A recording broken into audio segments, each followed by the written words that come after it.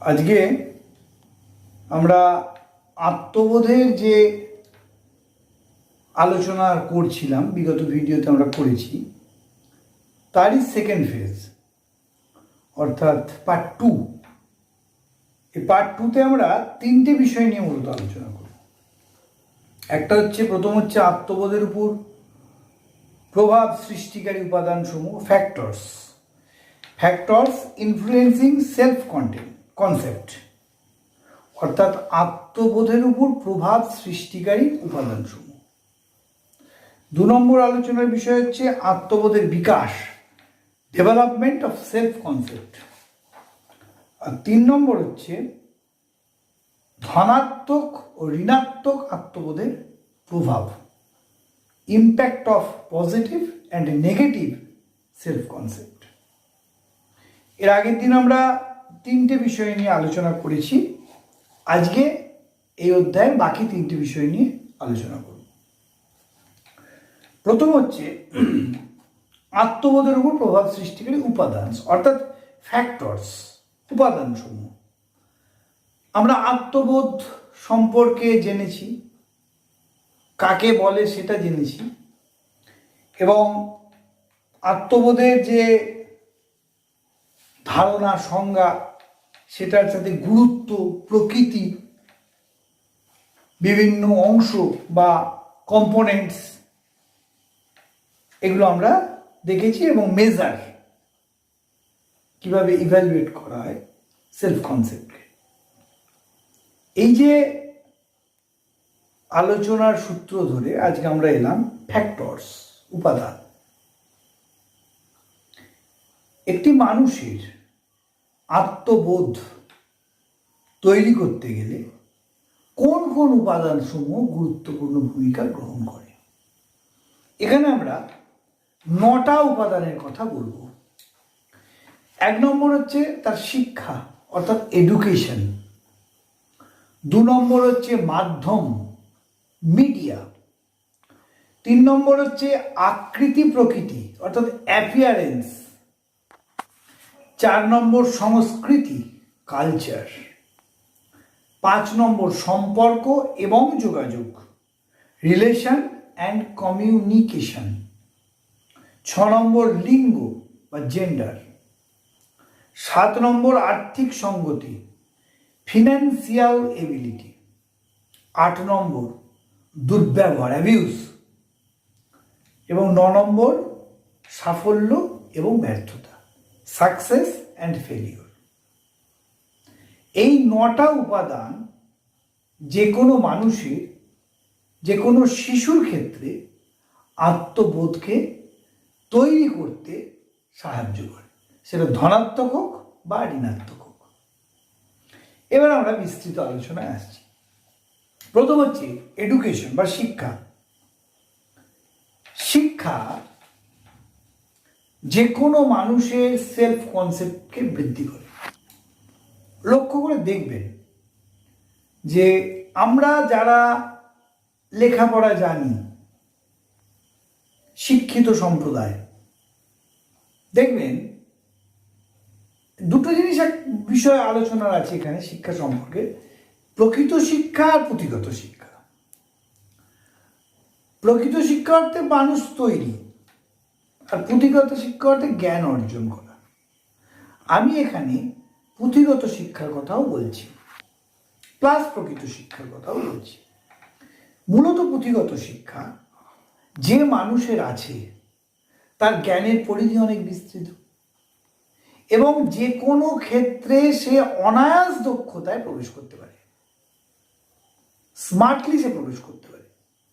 আবার কিছু মানুষ আছেন তাদের পুঁথিগত শিক্ষা কম, অথচ তাদের আচার আচরণ দিয়ে তারা সেটাকে ম্যানেজ করে দেয়। এটা সেলফ কনসেপ্ট। অর্থাৎ যে মানুষ জ্ঞানী, যার জ্ঞান অনেক ক্ষেত্রে বিস্তৃত, তিনি কিন্তু খুব সহজেই এগিয়ে যেতে পারেন, যে কোনো সমস্যাকে সামনে থেকে ফেস করতে পারেন। এটা হচ্ছে একটা সেলফ কনসেপ্ট। আর যার মধ্যে জ্ঞানের অভাব, তিনি দেখবেন সব সময় ভয় খান। পুঁথিগত বিদ্যা থাকলেই তার জ্ঞান থাকে না, তার মধ্যে এমন কিছু জ্ঞান থাকতে হয় যেটা যে কোনো বিষয়কে ওভারকাম করতে সাহায্য করে। তাহলে শিক্ষা হচ্ছে আত্মবোধ বিকাশে একটা গুরুত্বপূর্ণ বিশেষ উপাদান। এবং আমরা দেখেছি যে মানুষের মধ্যে শিক্ষার দুর্বলতা রয়েছে তার আত্মবোধ কিন্তু ঋণাত্মক হয়ে যায়। আর যিনি পুঁথিগত বিদ্যায় কম কিন্তু যার মধ্যে শিক্ষাটা অনেক বেশি পরিমাণে রয়েছে, তিনি কিন্তু ধনাত্মক আত্মবোধ সম্পন্ন মানুষ হন। এরপর আমরা আসছি মাধ্যম বা মিডিয়া। এই মিডিয়া হচ্ছে আত্মবোধ প্রকাশের একটা অন্যতম জায়গা। এই মাধ্যম কিন্তু তথাকথিত বিভিন্ন গণমাধ্যম নয় বা অন্য কোনো মাধ্যমের কথা আমি বলছি না।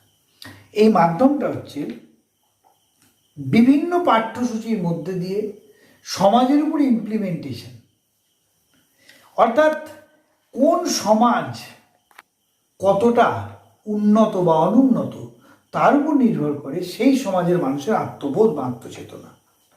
দেখবেন লক্ষ্য করে, খুব ছোট্ট একটা উদাহরণ দিয়ে, গ্রামের মানুষ এবং শহরের মানুষকে নানান প্রতিকূলতার মধ্যে দিয়ে সমস্যা ওভারকাম করতে হয়, কিন্তু গ্রামের মানুষের মধ্যে সমস্যা বা চাহিদা কম, সমস্যাও কম, তাই তাদের মধ্যে প্রতিকূলতাকে ফেস করতে হয় তুলনামূলকভাবে কম। দেখবেন গ্রামের মানুষের চেয়ে গ্রামের মানুষ অতি শিক্ষিত হলেও তাদের মধ্যে স্মার্টনেসের অভাব থাকে, কিন্তু শহরের মানুষের মধ্যে শুধু স্মার্টনেস নয়, অনেক ওভার স্মার্টনেস থাকে। এটাকে একটা মাধ্যম বলে আমরা বিবেচনা করতে পারি। অর্থাৎ তার সোসাইটি এক্ষেত্রে আত্মবোধকে চেঞ্জ করে, যে সোসাইটি যেমন। তাহলে একটা সোসাইটি মানুষের আত্মবোধকে পরিবর্তন করার জন্য অনেক গুরুত্বপূর্ণ ভূমিকা নেয়, এটাকে বলা হয় মিডিয়া। 3 নম্বর আমরা আসছি অ্যাপিয়ারেন্স, আকৃতি বা প্রকৃতি। আকৃতি প্রকৃতিটা কি? আকৃতি প্রকৃতি সম্পর্কে বলতে গেলে বলা যায়, দেখবেন যে অনেক ক্ষেত্রে আমরা দেখেছি মানুষের মধ্যে আকৃতি প্রকৃতি দিয়ে তার আত্মবোধকে চেঞ্জ করা যায়। এখন একটা প্রবণতা এসেছে খুব স্লিম হতে হবে, ক্ষীণকায়া। মেয়েদের মধ্যে স্লিম মডেল দেখে স্লিম হওয়ার একটা প্রবণতা বাড়ে, আর ছেলেদের মধ্যে একটা পেশিবহুল পুরুষালী ভাব তৈরির প্রবণতা তৈরি হয়। কিছু মানুষের ধারণা আছে যে আমার পেশিবহুল চেহারা, গায়ে গতরে খুব চেহারাবান হলে আমি বোধহয় খুব স্মার্ট। তা কিন্তু না। অ্যাকচুয়ালি স্মার্ট বা আত্মপ্রত্যয় তৈরি হয় বুদ্ধির দ্বারা, কিন্তু মানুষের চিন্তা ভাবনা এটা। দেখবেন অনেক স্লিম মেয়ে বা স্লিম ছেলে, তাদের মধ্যে একটা অদ্ভুত ধরনের প্রবণতা দেখা যায় যে আমি অত্যন্ত স্মার্ট, লক্ষ্য করা যায়। কিন্তু এটা তাদের হীনমন্যতাটাকে তারা পজিটিভ করার চেষ্টা করে। আবার অনেক মানুষ আছেন খুব স্থূলকায়া, তারাও কিন্তু এটাকে তাদের হীনমন্যতাটাকে পজিটিভ করার চেষ্টা করেন। এই আকৃতি প্রকৃতির উপরে ভীষণভাবে নির্ভর করা যায়। এবং এইটা থেকে মানুষের চেতনাকে জানা যায়। কিভাবে জানা যায় চেতনা? আমরা এখান থেকে মানুষের মনের পরিচয় পাই। কোনো একটি বাড়িতে আপনি বেড়াতে গেলেন, গিয়ে দেখলেন তার বসার ঘরে ঠাকুর দেবতার ছবি, বা তার বসার ঘরে খেলোয়াড়ের ছবি বা মহাপুরুষদের ছবি, বা কিছুই নেই, খুব সিম্পলি সাজানো। এই যে তার নেচার, এখান থেকে তার প্রকৃতিকে আমরা কিন্তু জাজ করতে পারি। যার বসার ঘরে খেলোয়াড়দের ছবি আছে, তাহলে আমরা নিঃসন্দেহে ভাবতে পারি ইনি খুব খেলা ভালোবাসে। মহাপুরুষদের ছবি আছে, তাহলে আমি নিঃসন্দেহে ভাবতে পারি এই বাড়ির কালচার অত্যন্তভাবে এরা খুব সংস্কৃতিবান এবং প্রাচীনত্বকে সম্মান দেয়, এরা পুরনো গুরুজনদের শ্রদ্ধা করে এরা, দেবতাদের ছবি যাদের বসার ঘরে আছে, হ্যাঁ, তাদেরকে আমরা ভাবতেই পারি এরা অত্যন্ত আস্তিক। এই যে চেতনা, এটাও কিন্তু আত্মবোধকে তৈরি করে। অর্থাৎ এটাকেই আমরা বলছি অ্যাপিয়ারেন্স বা আকৃতি প্রকৃতি। এবার 4 নম্বর হচ্ছে সংস্কৃতি, কালচার। সংস্কৃতি হিসেবে বলা যায় যে প্রতিটি মানুষ তার নিজ নিজ সংস্কৃতিকে বহন করে নিতে চায়। দেখবেন লক্ষ্য করে, আমি খুব সহজ একটা উদাহরণ দিচ্ছি। শিখ ধর্মীয় যারা, তারা মাথায় পাগড়ি বাঁধে তো। এই যে শিখ ধর্মীয় মানুষের মধ্যে পাগড়ি বাঁধার প্রবণতা, এটা কিন্তু তাদের ধর্মের ঐতিহ্য। আবার ইউকেতে, ইউনাইটেড কিংডমে শিখরা কিন্তু পাগড়ি পরে না। তাহলে কি সেখানে তাদের ধর্মকে তারা মানে না? তা না, কিন্তু তুলনামূলকভাবে সেখানে তারা পাগড়িটাকে কম পরিধান করে। আবার দেখবেন অনেক ইসলাম ধর্মাবলম্বী নারীরা তারা বোরখা পরেন না, আবার অনেকে পরেন। অর্থাৎ সংস্কৃতিকে বয়ে নিয়ে যাওয়ার জন্যে কিছু মানুষ ভেতর থেকে তাগিদ অনুভব করেন। অর্থাৎ এই তাগিদটাতে তাদের সেলফ কনসেপ্ট বৃদ্ধি পায়, দৃঢ়তা বৃদ্ধি পায়। আবার কেউ সেটাকে নেগলেক্ট করে বা সেটাকে না মেনে তার মনের দৃঢ়তাকে প্রকাশ করতে চায়, যে যেমনভাবে নিজেকে গ্রহণ করে। এটাকেই বলা হয় সংস্কৃতি। সেলফ কনসেপ্টকে বৃদ্ধি করার একটা উপাদান এই সংস্কৃতি। কেউ নিজের সংস্কৃতিকে ঘৃণা করতে পারে, আবার কেউ নিজের সংস্কৃতিকে অত্যন্ত রেসপেক্ট করতে পারে। এইটাই হচ্ছে তাদের মূল বিষয়। এবার আসছি পঞ্চম, ফিফথ, সম্পর্ক এবং যোগাযোগ, রিলেশন অ্যান্ড কমিউনিকেশন। সম্পর্ক এবং যোগাযোগ, এই সম্পর্ক যোগাযোগের মধ্যে অনেকে সেলফ কনসেপ্ট বৃদ্ধি পায়। কারো কারো খুব বড় র্যাঙ্কের মানুষদের সঙ্গে যোগাযোগ আছে, কারো সেটা নেই। যার যোগাযোগটা খুব হাই র্যাঙ্কের মানুষদের সঙ্গে আছে বা প্রশাসনিক লেভেলে খুব বড় বড় মানুষদের সঙ্গে আছে, তার মনের দৃঢ়তা একটা অন্যরকম। মানে আমার কি হবে, অমুক আছে তমুক আছে, এটা তার আত্মবোধকে একটা দৃঢ় প্রত্যয়ের উপর দাঁড় করায়, দৃঢ় ভিত্তির উপর দাঁড় করায়। আর যার সেটা নেই, সে কিন্তু হীনমন্যতায় ভোগে, যে আমার কিছু হলে আমি কি করব। তাহলে আত্মবোধ তৈরির একটা অন্যতম উপাদান সম্পর্ক এবং যোগাযোগ। এরপর হচ্ছে লিঙ্গ, জেন্ডার বা লিঙ্গ আত্মবোধের বিকাশে বিশেষ ভূমিকা গ্রহণ করে।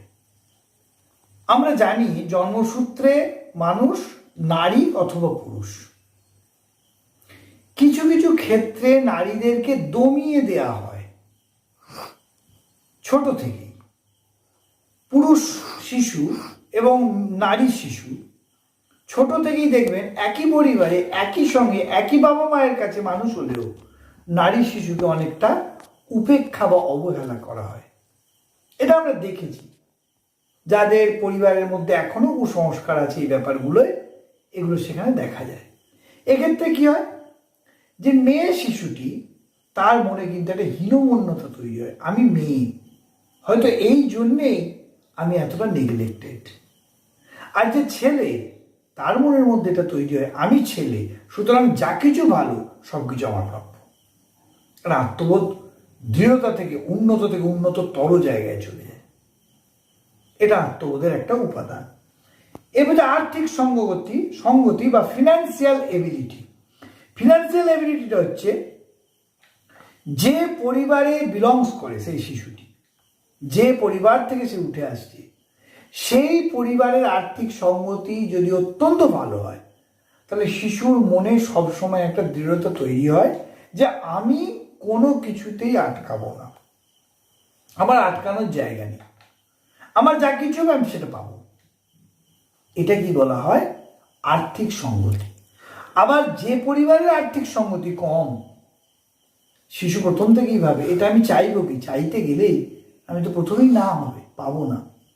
তার মনে একটা প্রথম থেকেই সাপ্রেশন বা ডিপ্রেশন বা হীনমন্যতা তৈরি হয়। অর্থাৎ তার উচ্চ আকাঙ্ক্ষাটাকে যেন সেই শিশু অবস্থা থেকেই অবদমন করে দেওয়া হয়। তার চেতনাটাকে রুদ্ধ করে দেওয়া হয়, তার স্বকীয়তাটাকে বেঁধে দেওয়া হয়। এখানে কিন্তু আত্মপ্রত্যয় ঋণাত্মক হয়ে ওঠে। কিন্তু সেই পিতাই যদি বলেন যে ঠিক আছে, আমি দেখছি, তোর জন্য আমি সব করতে পারবো, হয়তো পারবেন না শেষ পর্যন্ত, আমি সব পারবো, তুই চেষ্টা কর, আমি পারবো। পারুক আর না পারুক, শিশুর মনে কিন্তু পজিটিভ একটা অ্যাটিটিউড তৈরি হয় যে বাবা তো আমার সঙ্গে আছে, মা আমার সঙ্গে আছে, দাদা আমার সঙ্গে আছে। এটাকে বলা হয় আর্থিক সঙ্গতি। এরপরে হচ্ছে দুর্ব্যবহার বা অ্যাবিউজ। দুর্ব্যবহারটা কি? শিশুর বয়স বৃদ্ধির সাথে সাথে তার মধ্যে নানান ধরনের আসক্তি তৈরি হয়।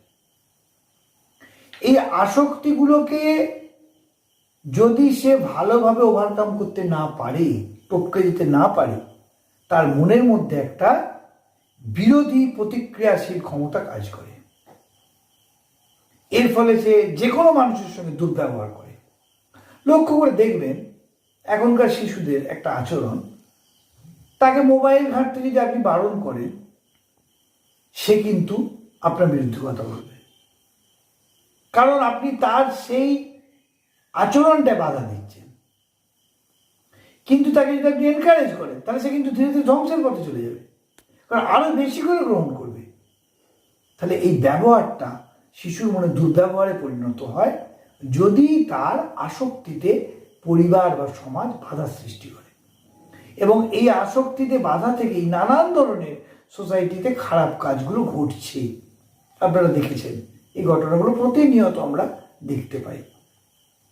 এবং এর ফলে কি, মানুষের সাফল্য, ব্যর্থতা সব কিছুর উপর নির্ভর করে।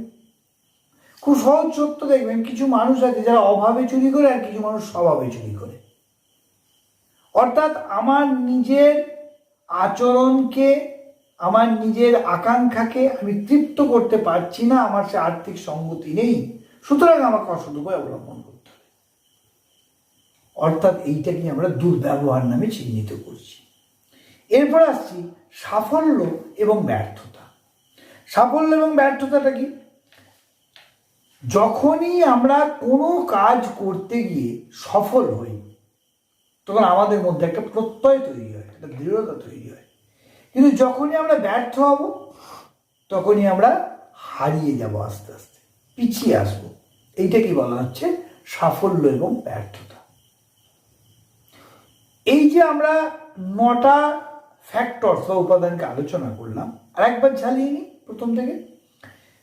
ফ্যাক্টরসের মধ্যে নাম্বার 1 হচ্ছে এডুকেশন বা শিক্ষা, নাম্বার 2 হচ্ছে মিডিয়া বা মাধ্যম, নাম্বার 3 আকৃতি প্রকৃতি বা অ্যাপিয়ারেন্স, নাম্বার 4 সংস্কৃতি culture, number 5 relation and communication সম্পর্ক এবং যোগাযোগ, নাম্বার 6 জেন্ডার লিঙ্গ, নাম্বার 7 আর্থিক সঙ্গতি ফিনান্সিয়াল এবিলিটি, নাম্বার 8 দুর্ব্যবহার অ্যাবিউজ, নাম্বার 9 সাফল্য এবং ব্যর্থতা সাকসেস অ্যান্ড ফেলিওর। এরপর আমরা যে অংশটা আলোচনা করব সেটা হচ্ছে আত্মবোধের বিকাশ। আত্মবোধের বিকাশ, ডেভেলপমেন্ট অফ সেলফ কনসেপ্ট। আত্মবোধের বিকাশ বলতে কি বোঝায়? মানুষের বয়স বৃদ্ধির সাথে সাথে তার সেলফ কনসেপ্ট বাড়তে থাকে, আত্মবোধ তৈরি হতে থাকে। এতক্ষণ যে আলোচনাগুলো আমরা করলাম প্রভাব সৃষ্টিকারী উপাদানগুলো নিয়ে, ফ্যাক্টরসগুলো নিয়ে, এই ফ্যাক্টরসগুলো মানুষের আত্মবোধকে ধীরে ধীরে একটা দৃঢ় ভিত্তির উপর দাঁড় করাতে সাহায্য করে। ধীরে ধীরে এই ডেভেলপমেন্ট অফ সেলফ কনসেপ্ট, আত্মবোধের বিকাশের গুরুত্বপূর্ণ কয়েকটা বিষয় আছে। 1 নম্বর কি? লিঙ্গ পার্থক্য, জেন্ডার ডিফারেন্স, লিঙ্গের ভূমিকা। 2 নম্বর জেন্ডার রোল। 3 নম্বর জাতিগত পার্থক্য, রেসিয়াল ডিফারেন্স। 4 নম্বর সামাজিক শ্রেণীগত পার্থক্য, সোশ্যাল ক্লাস ডিফারেন্স। 5 নম্বর শিশুর বয়স এবং আত্মবোধের বিকাশ। তাহলে এই 5টা বিষয় আমাদের আত্মবোধের বিকাশে গুরুত্বপূর্ণ ভূমিকা গ্রহণ করে। 1 নম্বর লিঙ্গ পার্থক্য। শিশু 3-4 বছর বয়স থেকে বুঝতে পারে সে ছেলে বা সে মেয়ে। এবং এই ছেলে এবং মেয়ে এই মানসিকতাটা যখনই তার মধ্যে তৈরি হয়, তখনই কিন্তু সে পরিবারের থেকেই হোক, সমাজের থেকেই হোক, বা যে কোনোভাবেই হোক, তার মধ্যে কিন্তু সেলফ কনসেপ্টটা একটা অন্যরকমভাবে তৈরি হতে আরম্ভ করে। এটাকেই বলা হয় লিঙ্গ পার্থক্য। এবং আমরা দেখেছি, যেটা এই মাত্র আলোচনা করলাম, যে অনেক পরিবারে মেয়ে শিশুদেরকে নেগলেক্ট করা হয়, আর ছেলে শিশুদেরকে একই সঙ্গে বাড়তে একটু অন্যরকম চোখে দেখা হয়। এই যে লিঙ্গ পার্থক্য, মানে যে জেন্ডার ডিফারেন্সেস, এটা কিন্তু ভীষণভাবে আত্মপ্রত্যয় তৈরিতে বাধা দান করে, কখনো ঋণাত্মক, কখনো বা ধনাত্মক হিসেবে এটা আমাদের উদ্বুদ্ধ করে। দ্বিতীয় হচ্ছে লিঙ্গ ভূমিকা, জেন্ডার রোল। দেখবেন লক্ষ্য করে, সে স্কুল, কলেজ, প্রত্যেকটি ক্ষেত্রে আমরা মুখেই যত বলি না কেন আমাদের মধ্যে লিঙ্গ বৈষম্য নেই, প্রতিটি ক্ষেত্রে আমরা দেখেছি এই জেন্ডার বায়াসনেসটা ভীষণভাবে কাজ করে। মেয়েদের জন্যে অন্যরকম দৃষ্টিভঙ্গি, ছেলেদের জন্য অন্যরকম দৃষ্টিভঙ্গি। সেটা যে কোনো কারণে নয়, হয়তো তার উল্লেখযোগ্য বা গুরুত্বপূর্ণ কিছু কারণ আছে বায়াসনেস করার। কারণ আপনি যে একটা বিদ্যালয়ে মাস্টার ডিগ্রি ছেলেমেয়েরা যেমন একসঙ্গে বসে সেরকম তো করতে পারবেন না, বা ইউনিভার্সিটি বা কলেজের ছেলেমেয়েরা তা করতে পারবেন না, তাহলে সেক্ষেত্রে একটা অন্যরকম প্রবলেম দেখা দেবে। সেই জন্যই ছোট থেকে আমাদের মধ্যে এই জেন্ডার বায়াসনেসটা বা লিঙ্গ পার্থক্যটা তৈরি করতে হয়। এবং এই লিঙ্গ পার্থক্য যে কোনো শিশুর সেলফ কনসেপ্টকে তৈরিতে একটা বাধার সৃষ্টি করে। 3 নম্বর, যে জাতিগত পার্থক্য, রেসিয়াল ডিফারেন্স। জাতিগত পার্থক্য ভীষণভাবে আমাদের এই বায়াসনেসটা তৈরি করে। আমরা দেখেছি জাতি আজকের দিনে ভারতবর্ষে একটা অন্যতম ভয়ঙ্কর সমস্যা। এই জাতিগত পার্থক্য বা জাতিগত যে ক্লারিফিকেশন বা ক্লাসিফিকেশন, বৈষম্য, এটা কিন্তু আজকে আমাদের ভারতবর্ষে প্রত্যেকের মধ্যেই একটা আছে। এটা কিন্তু যতক্ষণ না দূরীভূত হচ্ছে ততদিন কিন্তু সেলফ কনসেপ্ট তৈরি হবে না। কোনো একটি খবর কাগজে আমি কিছুদিন আগে লক্ষ্য করলাম, কোনো একটি শিক্ষা প্রতিষ্ঠানে একটি নিম্নবর্গীয় শিক্ষককে ছাত্ররা খুব হেনস্থা করেছে।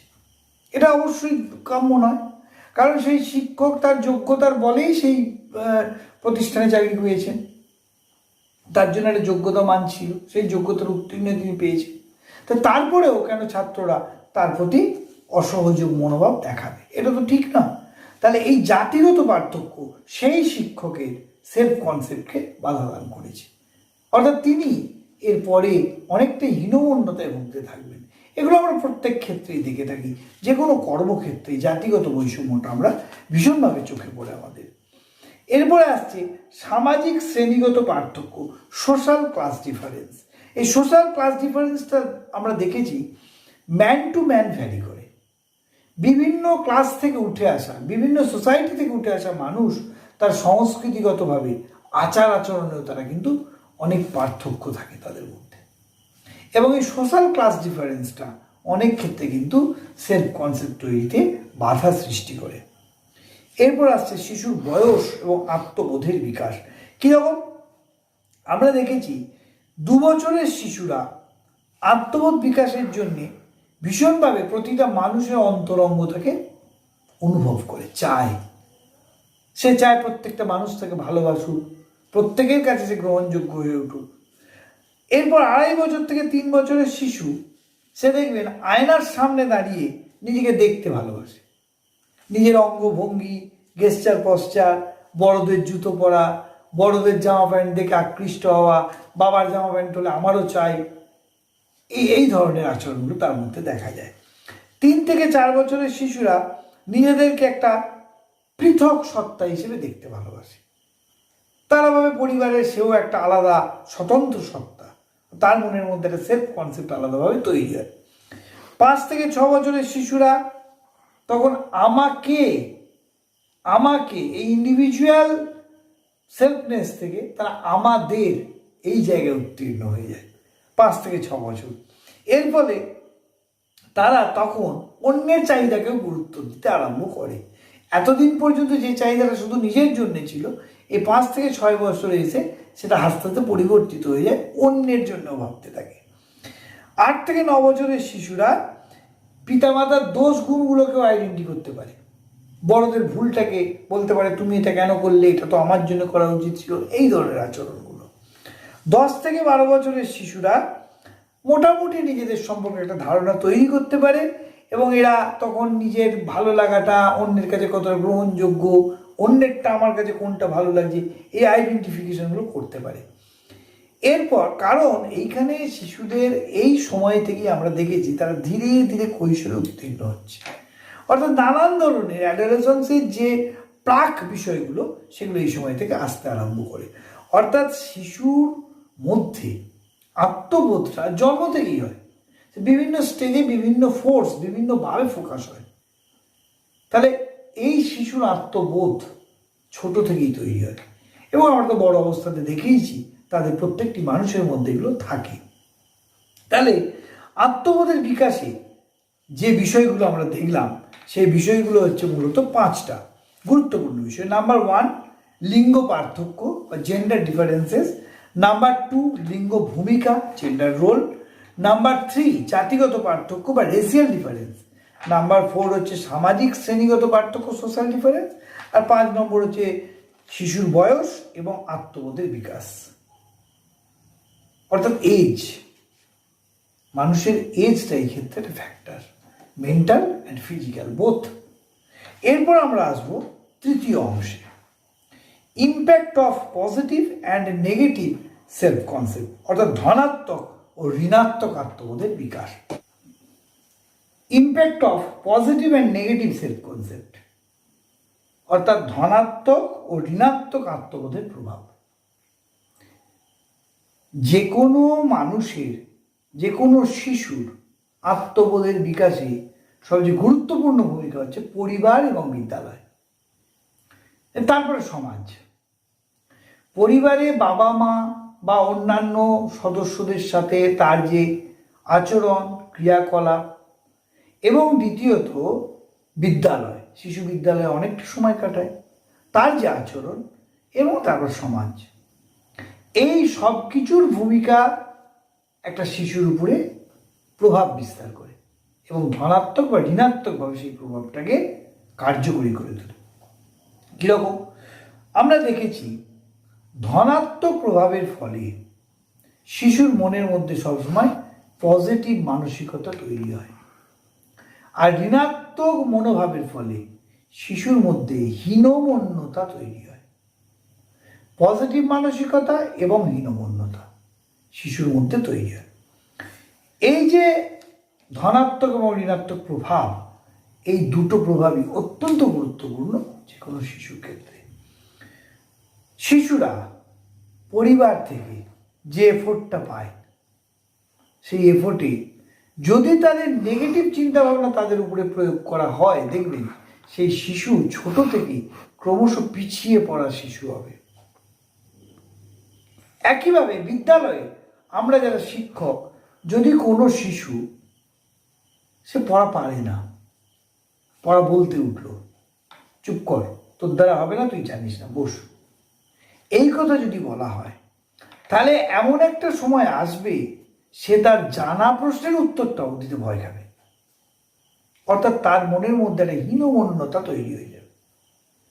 তাহলে তার সেলফ কনসেপ্টকে তৈরি করার জন্য অ্যাজ এ টিচার বা বাবা মা তাকে গুরুত্ব দিতে হবে। ঠিক আছে, বলো তুমি তোমারটা কি হচ্ছে দেখি। কখনোই নেগেটিভ অ্যাপ্রোচ সরাসরি শিশুর উপরে প্রয়োগ করা যাবে না, তাহলে তার মন খিঁচড়ে যাবে, পাতি বাংলায় বললে বোঝায় খিঁচড়ে যাবে, অর্থাৎ সে ভালো কাজ করতেও ইন্সপিরেশন পাবে না। তাহলে ঋণাত্মক প্রভাবে যে কোনো শিশুর পজিটিভ মানসিকতাও নেগেটিভ হয়ে যেতে পারে। আবার ধনাত্মক প্রভাবে দেখবেন যে শিশু উত্তরটা জানে না, সেও কিন্তু দিতে চেষ্টা করবে, ভুল হলেও বলবে। শিক্ষক তখন বলবেন ঠিক আছে তোমারটা হয়েছে, কিন্তু ভালো করে শোনো, যে সঠিক জানে তার কাছ থেকে সঠিক উত্তরটা গ্রহণ করে শিশুকে বলতে হবে, বুঝতে পারলে তোমার ভুলটা কোথায়, তখন শিশু নিজেই জাজ করতে পারবে তার ভুলটা কোথায়। অর্থাৎ শিশুর মনের মধ্যে পজিটিভ মানসিকতাকে প্রয়োগ করে দিতে হবে, ইনজেক্ট করতে হবে। তাহলে শিশু কোনো সময় কোনো কাজে কোনো ক্ষেত্রে আর ভয় পাবে না। নাহলে সেই একটা ইংরেজিতে কথা আছে, cowards die many times before their death. কাপুরুষরা মৃত্যুর আগে বহুবার মারা যায়। অর্থাৎ জানা উত্তর হলেও শিশুরা দিতে সাহস করবে না। এটা কি আমরা বলি positive and negative self concept, ঋণাত্মক বা ধনাত্মক আত্মবোধ। তাহলে যে কোনো শিশুর আত্ম উন্মোচনের ক্ষেত্রে পরিবার, বিদ্যালয় এবং সমাজ প্রত্যেকেরই পজিটিভ হওয়া উচিত। তাহলে আমরা আত্মবোধ সম্পর্কে ডিটেলস চ্যাপ্টারটা আলোচনা করলাম দুটো ভিডিওতে। আজকের যে অংশটা তার সিনপসিস বা সারাংশটা একবার বলে দিই। প্রথম হচ্ছে আত্মবোধের উপর প্রভাব সৃষ্টিকারী উপাদান। এটা কটা আছে? 9টা। শিক্ষা, মাধ্যম, আকৃতি, প্রকৃতি, সংস্কৃতি, সম্পর্ক, যোগাযোগ, লিঙ্গ, আর্থিক সংগতি, দুর্ব্যবহার, সাফল্য, ব্যর্থতা। এরপর হচ্ছে আত্মবোধের বিকাশ। 5টা আছে: লিঙ্গ পার্থক্য, লিঙ্গ ভূমিকা, জাতিগত পার্থক্য, সামাজিক শ্রেণীগত পার্থক্য, শিশুর বয়স, আত্মবোধের বিকাশ। এরপর হচ্ছে ধনাত্মক ও ঋণাত্মক আত্মবোধের প্রভাব। একটা হচ্ছে ইতিবাচক, একটা হচ্ছে নেতিবাচক, ধনাত্মক এবং ঋণাত্মক।